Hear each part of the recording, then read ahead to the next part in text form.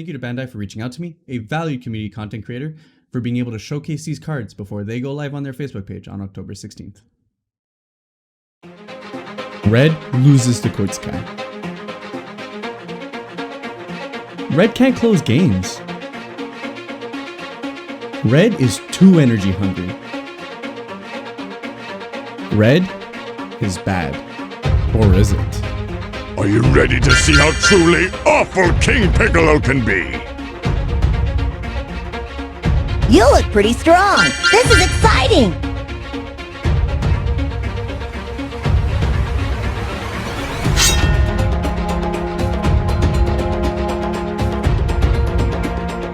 Hey everybody, it's Spirit here. I hope you guys liked that first trailer I made at the beginning. And again, I just want to give a huge shout out to Bandai for reaching out to me to be able to show off these cards super early. I have the glorious benefit of being able to show you guys the red cards coming out in Draft Box 6 Giant Force. So without further ado, we'll jump right into the card list. And for this draft box, red is very much themed around the original Dragon Ball and the conflict between Kid Goku and King Piccolo, and a lot of those cards are themed around that, and it's very much a burn-centric kind of style. We're seeing a lot of red cards with deflect, we're seeing a lot of red cards that burn your opponent, which means it's very much dealing with a lot of issues that red had in the past, where it doesn't have appropriate closers, or the strategy isn't able to punch through on opponents. Now, red looks like it has the ability not only to survive with the previous tools we had from the last previous sets, but now new tools to be able to finally close out games. So first we'll start with the commons, and of course we have your set of vanillas. So we have our 10k, 20k, 30k, Master Shen, Master Roshi, Mutaito. Every box has these. It's great to have more variation. I love vanillas for their art style and very much giving me more options in terms of what I want to play with. Here very much themed around the Dragon Ball Masters. Then we're jumping into cards with skills. We have Bulma, a Heartfelt Wish, 1-drop blocker. When this card activates its blocker skill, choose up to one of your opponent's leader cards or battle cards and gets minus 5k power for the turn. Cards like these are great because essentially what they do is essentially block 2 attacks, right? If we're talking on your turn 1 and your opponent then plays a battle card, then swings with that battle card or the leader, not only is this blocking, but it's also giving the ability to neg some other cards. So it's effectively negating 2 attacks, which is a bunch of extra value. Then we have Peel Off, King Piccolo's Underling. Permanent, if your leader card is red, this card can attack battle cards in active mode. Again, we are in the commons, but these are great. Not only is it great to draft with, because board control is a phenomenal aspect of draft. Cards that not only are removal, but also give you the ability to be able to clear board is fantastic in that format. So while I don't think this sees constructed play, it is great in that in draft play, it gives you the added benefit of being able to clean board. Then we have Shu, King Piccolo's Underling. Counterplay, if your leader card is red, play this card, and if the battle card being played has 5k power or less, it's placed in its owner's drop area instead of being played. We're starting to see a lot of these 1-drop to answer 1-drop answers, right? We've seen them before in Vermilion Bloodline. Here, we're just seeing an extension of that now in this draft box. And these are great in terms of meta dependency, right? Like, let's say AOD continues to be a phenomenal deck. Well, then on turn 1, if you really want to stop your opponent from being able to get that turn 1 bobbity, you can go ahead and do this. So it's very much a meta call, and while these cards won't hugely impact the format, they're fantastic to have as options depending on where the meta goes. Then we have King Piccolo, Yearning for Youth. Auto, when this card is played, draw 1 card, so it cycles itself. Activate main once per turn for double red. If your leader card is red, this card gains 11k power and critical for the turn. And if your opponent's at 5 or more, deal 1 damage to them. So guaranteed, which is, think about it, guaranteed, no matter what, if you just want to let this card chill on board on turn 1, every single turn from then on, if you just want to be lazy, you can use 2 energy to burn your opponent down to 4. Which is phenomenal, especially when we're looking at, you know, Vermilion Bloodline. We have Baby, so it's not the easiest thing in the world to get them down to 4 life. You have Invoker, you want to be able to punch in that damage. This is a phenomenal card in that it allows you to have that opportunity for very cheap opportunity cost. On top of, once you finally do get to 4, it becomes a 15k critical attacker. Fantastic, a lot of options on a 1-drop. So because we're burning, we actually have a lot of cards that synergize really well with the burn. So here we have Tambourine, Demon Claw Warrior, Unique Critical. If your leader card is red and you choose 1 card in your hand other than this card and discard it, when your opponent takes damage from a skill on one of your battle cards or unison cards, you can play this card from your hand. So that's great. It's an extra free attacker, especially in an aggressive deck like this where you're just trying to get in as quick as you can while also taking advantage of being able to burn your opponent. Here, we burn our opponent on turn 2. We're able to pitch a card and get a 15k critical. Piano, same thing, except this one has barrier. If you deal damage to your opponent via skill, play this card by pitching a card and you have a red leader. Symbol, same thing, except unique blocker. And then finally, we have drum, Demon Claw Warrior, unique double strike. So you have all these options. You essentially have all the keywords spread out amidst a bunch of different battle cards that also say, hey, you know what? You burned, now here's also free attackers. It's a lot of free value and it's very powerful. We know that cheating energy costs are some of the most powerful things we've ever seen in the game. They tend to be the cards that end up getting banned or leading to broken strategies.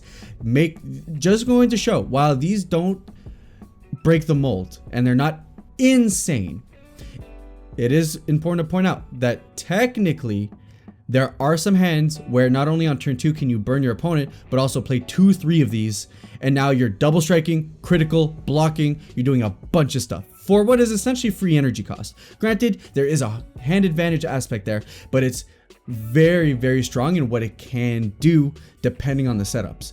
And even then, maybe just the double striker is enough. Or depending on the meta, maybe you want the blocker. So because they're spread out on all these different battle cards, you have your option to take based on what the meta is going to look like. And then we have Strength through Survival. Activate main. If your leader card is red, draw 1 card, then choose one of your red cards, and your opponent can't activate blocker skills in response to that card's attack for the turn. It's very much a theme that we're going to see with this draft box 6 as well. Red has a lot of cards that prevent your opponent from activating blockers. So it's forcing them to have negates, and it's exceptionally strong when we're considering since Shenron's a deck. We see Bulma make a resurgence every now and then. So cards like these are going to be great in a format or as a side deck choice where you know your opponent's going to try and block you out, and you can just say, nope, absolutely not. You better have a hard negate, because if you're just planning to rely on your blockers, I'm going to punch in for game. We have Tien Shinhan's Mafuba. Counterattack. If your leader card is red, negate the attack, then choose one of your opponent's battle cards or unison cards, and it gets minus 5k power for the turn. Honestly, it's a great option, especially when you consider that a lot of unisons these days have dual attack or double strike or anything like that. For one, energy, being able to hit unison cards is fantastic. Like we've said, going into set 11 and beyond, because now it's no longer the first set of unisons where they want to really highlight their abilities, we see more interaction with them. And this is that first step going into that. And I think it's a fantastic card. At a common level, this is a great negate that could either remove a battle card or prevent another attack. So in the similar vein of the Bulma, it's like it can negate twice with the right setup. Jumping into the uncommon slot, we have our Unison, Master Roshi Potential Unleashed. Auto, if your leader card is red and your opponent's life is at 4 or more, when you play this card, deal 1 damage to your opponent. Now we're seeing it again, right? Even more incentive to just keep burning your opponent. Turn 1, you can Piccolo, leave him on board to hang out. And then turn 2, you can Master Roshi, burn your opponent, be able to play one of the instruments that we were seeing earlier, the symbol or the bass. Go ahead and play an extra card. Activate main for 1, this card gets 5k power for the turn, so it's a 20k attacker on top of that.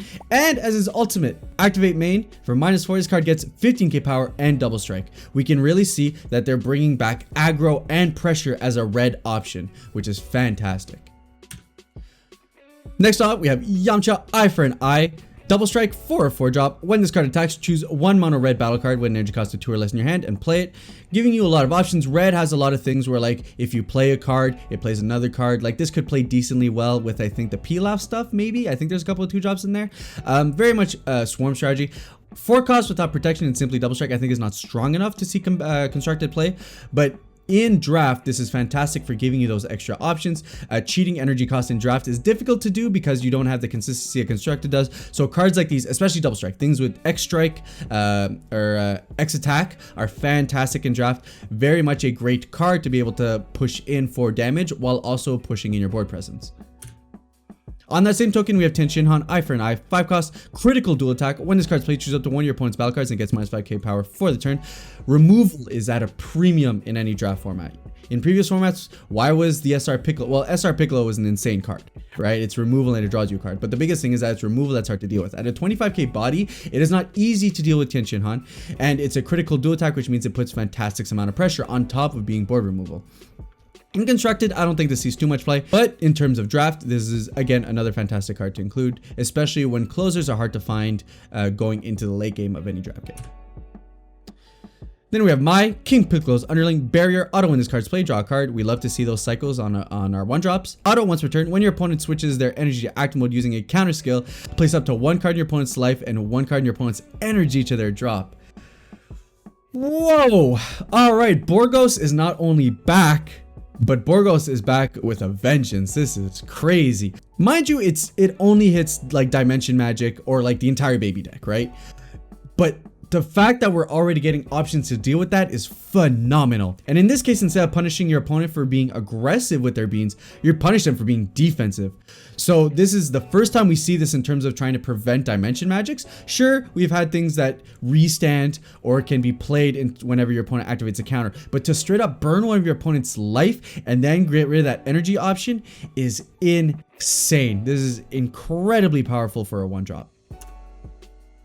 Then we have Piccolo Jr, the King's Return, 2-drop. When this card's played, choose one of your other red battle cards and it gets 5k power and double strike for the turn. Cheap, fantastic way to get that aggression. You get 5k boost, double strike on any red battle card that you want. It's great to have that tech, especially when it has an activate main for 1 red. If your leader card is red and you discard this card from your hand, your opponent's life is at 6 or more, you just straight up get to burn them. So it's great versatility, right? If you know you're in a position where you just need to start applying pressure to your opponent or burning him to set up your symbol or anything like that, you can go ahead, pay 1 red, burn them right out, and then be able to trigger off those abilities. If you're in the later game, now instead of burning them, you can just straight up give one of your cards double strike and combo it away, making it essentially a 10k double strike. Very strong. It's a 1 more expensive Champa, but for more options. Then we have Corrin, the Cat Sage. Multicolors do come back. Most draft sets we end up seeing a couple of multicolor cards. Here is no exception. So here we have Corrin, the Cat Sage. 2-cost Energy Exhaust. Auto, choose 1 card in your hand and discard it. When this card is played, choose 1. Play up to 1 skillless battle card with an energy cost of 2 or less from your drop area. Or choose one of your red or green battle cards with an energy cost of 1 in your hand, play it and it gets 10k power for the turn. We're seeing now that this vanilla strategies is reaching out into multicolors now. Previously it was, mono red. Kid Gohan introducing vanilla into yellow. And now we're finally looking at that diversification, saying here's some rewards for playing a multicolor vanilla deck. Options are fantastic. This gives you that extra recursion. It's a red green, which is a fantastic color for arrival as well. Lots of different options you can do there. And blue red, color very close to my heart. We have Kakarot, Fate's Dawning, Energy Exhaust, 2-cost. Auto, choose 1 card in your hand and discard it. When this card is played, choose 1. Play up to 1 skillless battle card with an energy cost of 2 or less from your drop area. Draw 1 card, then choose one of your opponent's battle cards and it gets minus 5k power for a turn. This is interesting, right? Because we've never really seen a blue incentive reason to be able to play skillless cards. This lets you dabble into that. Now, it's not a hugely powerful option, especially considering that it's a Kakarot card, not a Goku card, so you lose a lot of synergy there. But it does mean that Bandai is looking into splashing the vanilla strategy into other options. And of course, you get that extra value because 30k vanilla cards are really hard to deal with in draft. So if you're playing a skillless strategy, you get the benefit of being able to play your 1-drops, you're able to draw, it has removal. It gives you that tech choice. Additionally, we do know that color fixing is really tough, right? The benefit of having these multicolors in the set, especially at the uncommon slot, means that you do have color fixing options to be able to mitigate the fact that most decks going into draft are 3 to 4 colors, depending. Now we're jumping into our rares. Kami, Lord of the Lookout. Auto, if your leader card is red, when this card is played, choose 1. You get the draw card, or you choose one of your red unison cards and add a marker to it. It's cool that you have this option. You can cycle if it's in the early game, or if you're trying to set up your unison's ultimate, you can go ahead and do that. Then we have King Piccolo, 5 seconds to eradication. 4-cost, Deflect, Double Strike, Barrier. Very tough card to get rid of. Seeing these red cards finally get Deflect is fantastic. Red has this trouble where a lot of its best cards don't have Deflect, which means that a lot of its options are taken away because counterplays are so heavy in the game now. Having Deflect, having Double Strike, having Barrier means that it's a very difficult card to deal with. If your leader card is red, your opponent can't activate blocker skills in response to this card's attack. So this is where we're seeing on the higher rarity cards, just straight up having that tacked on, meaning that your opponent can't rely on blockers. It's great against yellow, especially when we consider that, it's not just, let's say, the Sin Shenron cards, but it's also Mekikabura, the Unison card, Red Bulma. Lots of different things rely on blockers, and this mitigates that. Auto, once per turn, if your leader card is red, when this card attacks, choose one of your red unison cards and add a marker to it. You're going to be attacking with this card anyway. It's a double striker with Barrier. It's going to be hard to deal with, so you're probably going to want to get that value. And by punching in, you get the additional marker as well, which is great. Auto, add 1 card for your life to your hand. When this card attacks, is negated, deal 1 damage to your opponent. So it's a 1-for-1, right? But as an aggro deck, you are fine with taking that life, knowing that it's more advantageous for you to be able to start pushing down your opponent. A lot of punishing for your opponent being able to negate. Not only are we burning them, but this goes past any life total, which means, hey, you know what? You're at 2 life, now you're at 1 life. You're at 3 life, now you're at 2 life. And now you're in double strike range. It's really powerful. This is unprecedented in how unconditional a lot of the burn we're starting to see is moving into this draft box. Corrin's Tower Secret Medicine, probably one of my favorite cards. Obviously, this would have already been shown on their Facebook page, but we're just going to go over it again. Corrin's Tower's Secret Medicine, activate battle 4/1. If your leader card is red, choose one of your cards and it gets 5k power for the turn. If it's your opponent's turn, choose one of your opponent's cards ignoring barrier and it gets minus 5k power for the battle. I know a lot of people say don't compare it to Bean, but it is Bean in the sense that it's Red's version of Bean.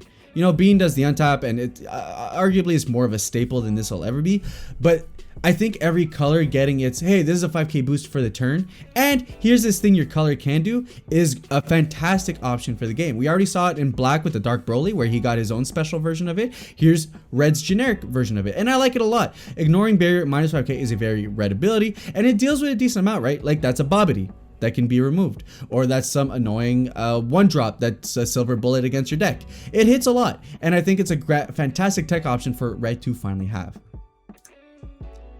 In the 4-cost slot, we have Sun Goku, Unwavering Conviction, Red Green, Energy Exhaust, Double Striker, Arrival for Red Green for 1 green, activate battle once per turn, place up to 1 card from your opponent's combo area in its owner's drop area, then choose up to 1 of your Unison cards or battle cards other than card and it gets 5k power for the turn.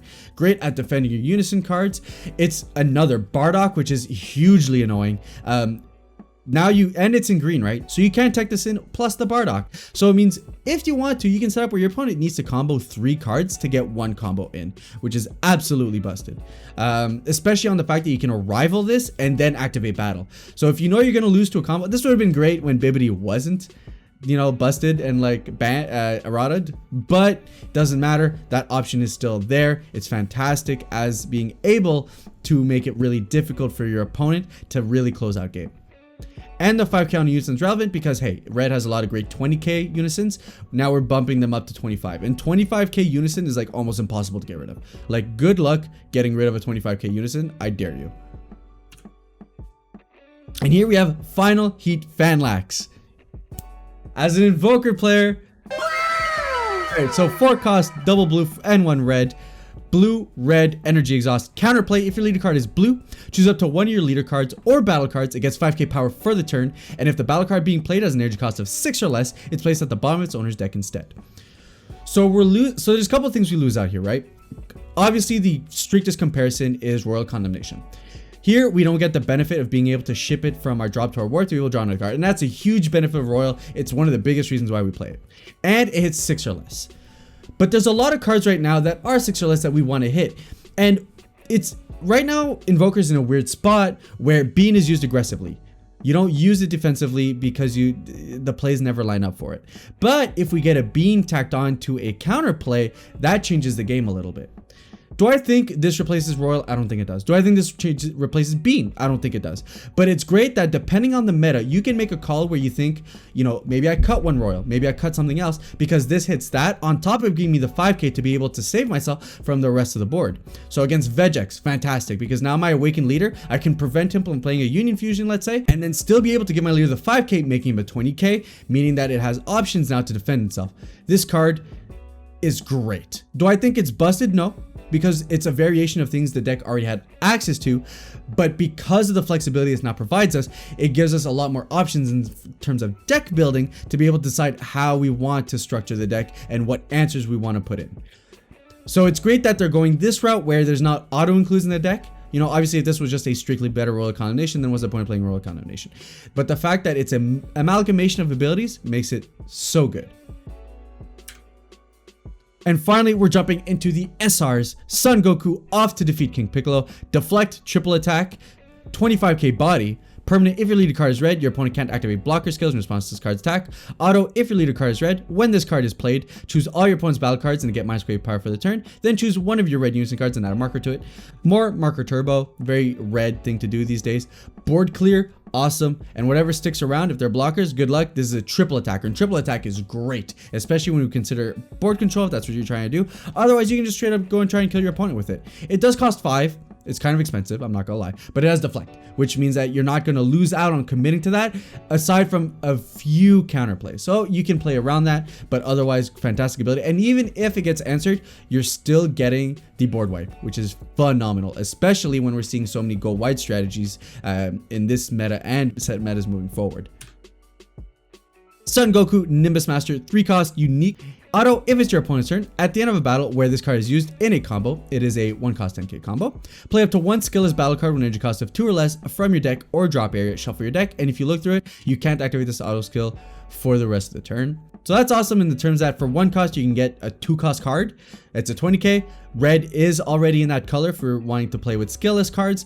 This just makes it so that you can start cheating them out even more. It's a great option. You don't run a ton of them, but it's a fantastic ability to be able to up on cards, to be able to up on pressure, and to be able to defend yourself all at once. Additionally, activate main for 1 energy and sending 1 skillless battle card from your drop area to your warp. You get to play this card from your hand. So you have that added versatility that you don't want to combo it away. You can just play it, or you can just play it and then combo it away later. It's that back and forth, right? You have a decent amount of ways to be able to do what you want to do. King Piccolo, the new ruler. We have already seen this card before, but oh my god, let's just go over it anyways because it is a phenomenal card. 3 cost, double strike. If your leader card is red, this card gets 5k power for the turn, and your opponent can activate blocker in response to this card's attack. Activate main. If you have a red unit card and play with 3 or more markers on it, play this card from your hand, and you can't play copies of this card for the turn. Auto, at the end of your turn, send this card to its owner's warp. We've seen cards like these before, right? These free double strikers, they've always been super powerful. You don't care if it goes away at the end of the turn, especially in this kind of strategy where now red has access to a bunch of burn anyways. And red having access to a 3 marker unison is easy, no struggle, especially since every other card now adds a marker to your unison. This is one of those cards where I think like any red deck would want to run. Any red deck that has a unison card will probably want to run this because a free double striker that can't be blocked can add a lot of pressure to your opponent, especially when we're looking into red being a more aggressive color going into the next set. It is a fantastic card. Next up, we have the final blow. Activate main or battle for 1 energy. If your leader card is red, you may choose one of your mono red battle cards, negate its non-keyword skills for the turn, and give it minus 25k power for the turn. If you do, choose one of your opponent's battle cards and it gets minus 25k power for the turn. These kinds, this is like insanely powerful in the fact that it only costs 1 energy to neg your opponent minus 25k. Your opponent could be committing their entire hand into trying to kill you, but now red has this extra option where you better be careful, because if I have a battle card on board, odds are I'm probably going to be able to kill your card unless it has barrier. We can't underestimate these cards. I can't highlight the amount of games that I've won because my opponent went all in and I had the ability to kill that card. And on top of that, it's an activate main, which means, you know, once you're done your entire turn, if you can go off and give one of your cards minus 25, and like, let's say we talk about this Piccolo here, you used it, you swung with it, it's going to go to the warp at the end of the turn. Here for 1 more energy, I can straight up just remove one of my opponent's battle cards, which is a huge option on top of being able to just use it defensively to either win you out the game or save you from losing the game. Cards like these are deceptively very powerful. Next up, we do have multicolor SRs, Piccolo Jr, Eradicator of Peace, Energy Exhaust, Double Strike for 2 energy, Alliance red-green. If your leader card is red, this card gains power equal to the total power of cards, switched in rest mode by its skill for the battle. Also, you get to draw 2 cards, and if your opponent has 3 or more life, burn them for 1. So guaranteed gets them to 2. Oh, and this swings for Double Strike, minimum 21k because 5k's odds are the smallest thing you're gonna be playing on board. This is good, guys. This is very, very strong. So now we have burn options starting from at our 6 life restriction all the way down to 2. On top of having a Piccolo that just straight up says, you know what, if I take a life, you take a life. It's very dangerous, right? Burn is very hard to interact with. Burn is not that, you know, there's no ways to gain life. It really gives red finally the ability to punch in when your opponent's stalling. It gives red the ability to make sure that the opponent is playing at a tempo that red can deal with, as opposed to waiting up until turn 6, 7, 8 and then them having overwhelm you with huge cards. Burn is super powerful. It looks like they're being way more versatile with how we burn, and it's way easier to get off. especially now that we're looking at cards that have restrictions all the way down to Q. This card can get you down to 2 and then close out with that final double strike, and that's something we need to keep in mind. And of course, to finish off, we have Explosive Demon Wave, blue, red, 4/3 energy exhaust. We've seen this one before, but we'll go over it. Counter, if your leader card is red and you choose 1 red card in your hand and discard it, negate the battle card's counterattack skill, then switch up to 1 your blue energy to active mode at the end of the turn, and then activate main. And this is probably one of my favorite parts of the card, which is a shame to say, is that it cycles from your drop to warp to get a multicolor extra card into your hand.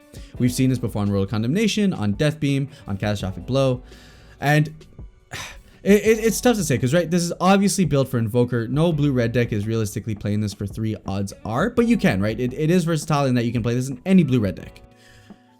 But it only hits battle card counterattacks, which is very, very specific. Where this fits in terms of Invoker is if we're playing a battle card oriented Invoker deck, which you can see, right? The starter deck this blue-red starter deck has a variation on how that's done. You can play the 2-drop Gokus, which are like 26Ks when they're played. You swing out, and if you're aggressing your opponent with a strategy that has Invoker but also includes battle cards, this definitely has a place in that. The biggest thing that I think makes it an SR is the fact that you can cycle it away, and they have to be careful, right? I wish this was just a counter straight up stop, but that'd be too broken. But there are some Invoker strategies that would use this. Are they the current ones in the meta? No, but it is something to have in the back pocket to ever think if Universe 7 gets great options in that they can pivot from an extra card heavy Invoker style to a battle card centric Invoker style, which we saw before, right? We saw Team FOE succeed very well with a battle card centric version of Invoker previously. Then this would slot right in there. So it's something to keep in the back of your mind with metas moving forward, and maybe the strategy pivots over to being that. And of course, this is available just to any blue-red deck. Blue-red aggro has been a deck before in the past. It could be one again today. And that is the red showcase for Draft Box 6 Giant Force. Once again, huge shout outs to Bandai for reaching out to me. Having the community involved in these kinds of showcases and announcements, obviously I feel great about it, but I love the fact that they're getting the community involved. It shows that they listen, it shows that they really care about the game, and all things considered, these cards are fantastic. You know, a very viable burn strategy on all energy levels that can easily be splashed in depending on what your deck's trying to do, especially with some very powerful negates, some very powerful activate battles. The red cards very much open up red to being a viable contender once again, moving into the Draft Box 6 and following metas, especially for some red decks that maybe need some juicing up, right? We saw Gogeta, you know, it's a great strat, but it's missing a little bit something. These red cards definitely have the ability to take those red strategies and push them into strong viability when it felt like they were just missing that little something. With that said, guys, that is the Draft Box 6 Red Showcase. Thank you guys so much for joining me. Keep your eyes out. Follow the Dragon Ball Super Facebook page. They have a bunch of announcements coming out for the rest of the week. Very much follow them for all the news related to Draft Box 6 Giant Force. If you guys liked the video, give it a thumbs up. If you didn't like it, hey, thumbs down works too. And if you guys want to catch more of my content, then please subscribe below. We are pushing out content. It is crazy. With that said, I'll catch you guys on the next one. Thank you guys so much. Ciao.